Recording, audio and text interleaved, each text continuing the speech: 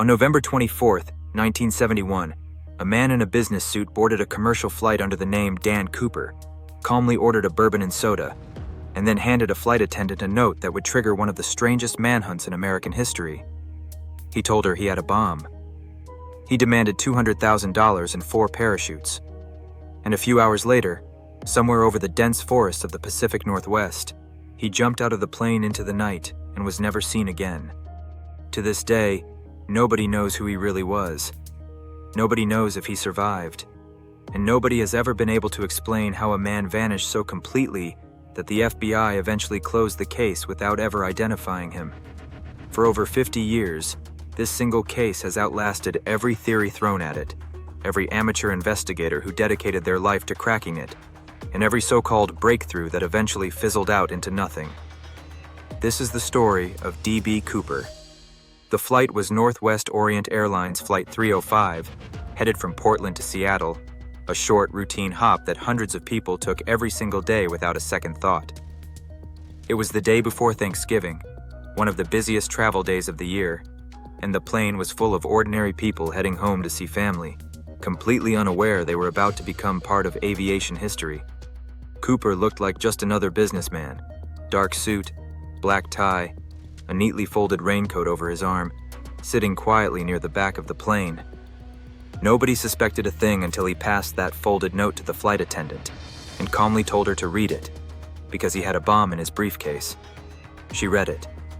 Her hands started shaking, and when she leaned in and asked if he was serious, he opened the briefcase just enough to show her rows of wires and a battery, then closed it again without a word.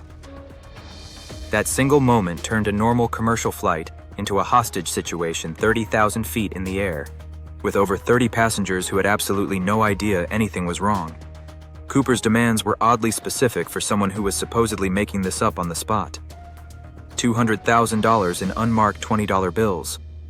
4 parachutes, not 2, which investigators later realized may have been a clever bluff to make authorities think he was planning to take a hostage along with him. And he wanted all of it waiting for him the moment the plane landed in Seattle. Authorities scrambled behind the scenes, terrified of what might happen to the passengers, and Northwest Orient actually agreed to every single demand. The money was gathered, the parachutes were gathered, and once the plane landed in Seattle, Cooper let every single passenger go free, calmly, without incident, keeping only a small flight crew on board with him. Here's where the story gets even stranger. Instead of asking to be flown somewhere exotic or far away, Cooper ordered the plane back into the air, told the pilots to fly low and slow toward Mexico, and gave them extremely specific instructions about altitude and flap settings, technical details that suggested this man knew exactly what he was doing. Somewhere over the dark forests of southwestern Washington, in the freezing night air, with rain hammering the windows and wind gusting hard enough to rock the plane, Cooper lowered the rear stairs, the same stairs used for passengers to exit onto the tarmac, strapped the money to his body with a cord from one of the parachute packs, and jumped into the black, empty night. He was never seen again. Think about that for a second. A man jumped out of a moving commercial airplane, at night, in a rainstorm, wearing nothing more than a business suit and a pair of loafers, carrying $200,000 strapped to his body into some of the most remote and unforgiving wilderness in the entire country, mountainous terrain that even experienced hikers avoid to this day. And he simply vanished, as if the forest itself had swallowed him whole. The FBI launched an absolutely massive manhunt within hours, sending search teams, helicopters, and tracking dogs into the forest below the suspected drop zone. Soldiers from a nearby army base joined the effort, combing through dense brush and freezing rivers on foot. They searched for weeks. They searched for months. They expanded the search radius again and again as the weeks dragged on with nothing to show for it. And in the end, they found nothing. No body, no parachute, no suit, no briefcase, nothing at all that could confirm whether Cooper survived that jump or died the moment he hit the ground. For years afterward, theories exploded across the country, and Cooper became something close to a folk legend, a name whispered in bars near the drop zone and printed on t-shirts sold at local festivals held in his honor. Some experts were convinced Cooper never survived the jump at all, that the freezing temperatures, the impossible terrain, the near-zero visibility, and the sheer difficulty of a nighttime jump in dress shoes meant he likely died within minutes of hitting the ground or the trees below. Others were just as convinced he had planned this for months, that he pulled off the perfect crime and quietly disappeared into a completely new identity somewhere far from the cameras and headlines.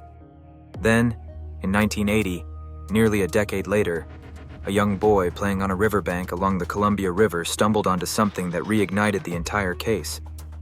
Buried in the sand, he found a decaying bundle of cash, thousands of dollars in $20 bills, and when investigators checked the serial numbers, they matched Cooper's ransom money exactly. That discovery should have cracked the case wide open. Instead, it only deepened the mystery. How did the money end up there, miles from where investigators believed Cooper had landed?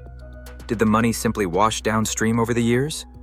Did Cooper bury it himself and never come back for it? Or did someone else find his body long before the FBI ever did?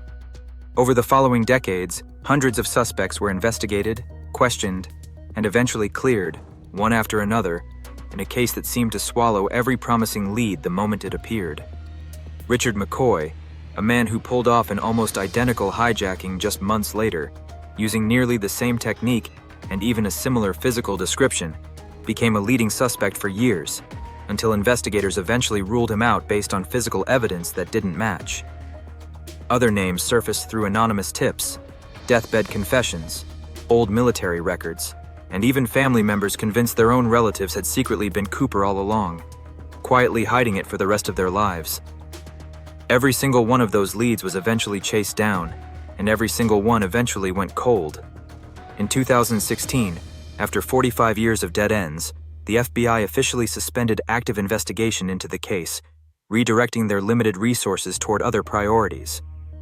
It remains, to this day, the only unsolved case of air piracy in American aviation history, a fact that still stuns people when they hear it for the first time. What makes this case so endlessly fascinating isn't just the crime itself, it's the sheer audacity of it. A man walked onto a commercial airplane, took control of it with nothing but a briefcase and a calm voice, negotiated exactly what he wanted, and then jumped into the void, betting his entire life on a plan that should have been nearly impossible to survive.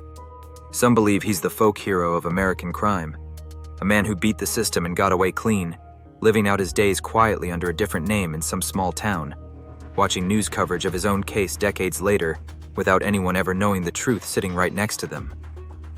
Others believe the forest simply swallowed him whole that night, and that his remains are still out there somewhere, scattered across decades of undergrowth in a stretch of wilderness so vast and so unforgiving that it's never been fully searched, even now, more than 50 years later. And somewhere in a government evidence room, that money, the very bills that boy found buried in the sand, still sits as the only physical proof that any of this actually happened. So here's the question that's kept investigators, researchers, and true crime fans obsessed for over 50 years now. If D.B. Cooper really did survive that jump, where has he been hiding all this time? And if he didn't survive, why has no trace of him ever been found? Not one bone, not one scrap of that parachute, nothing at all in over 5 decades of searching? Maybe the forest really did keep his secret. Or maybe, somewhere out there right now, an old man is still quietly living with the truth, and he's never going to tell anyone.